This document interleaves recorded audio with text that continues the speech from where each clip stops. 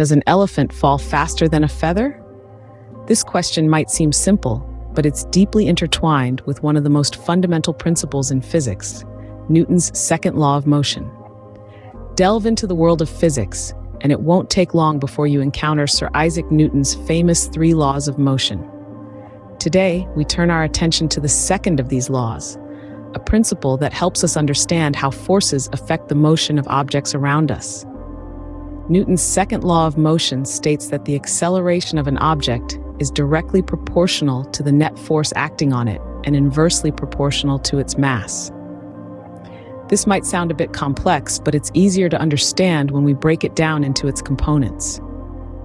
First off, let's talk about force. In the realm of physics, a force is any interaction that changes the motion of an object.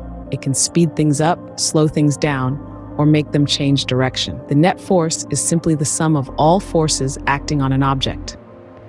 Next, we have mass. Think of this as the amount of matter in an object. It's a measure of an object's resistance to acceleration.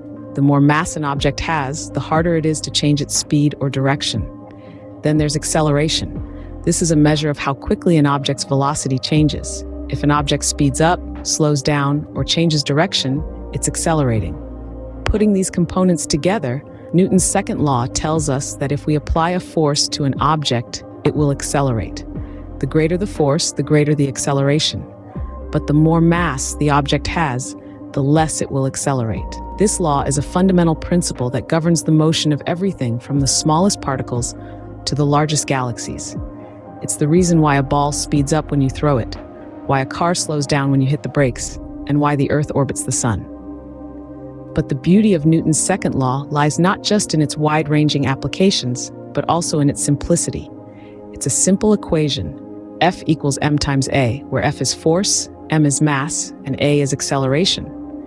Yet, it holds a world of meaning. In summary, Newton's second law of motion is a powerful tool in physics. It tells us that the acceleration of an object depends on 2 things: the net force acting on it and its mass.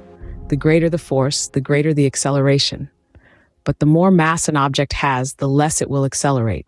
It's a principle that helps us understand and predict the motion of objects, providing a fundamental foundation for much of our understanding of the physical world.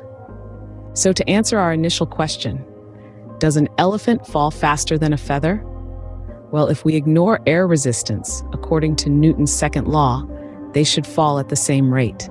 This might seem counterintuitive, but it's just one of the many fascinating insights that this law offers us. As we navigate through the complexities of life, Newton's second law serves as a reminder that sometimes the most profound truths are often hidden within the simplest of principles.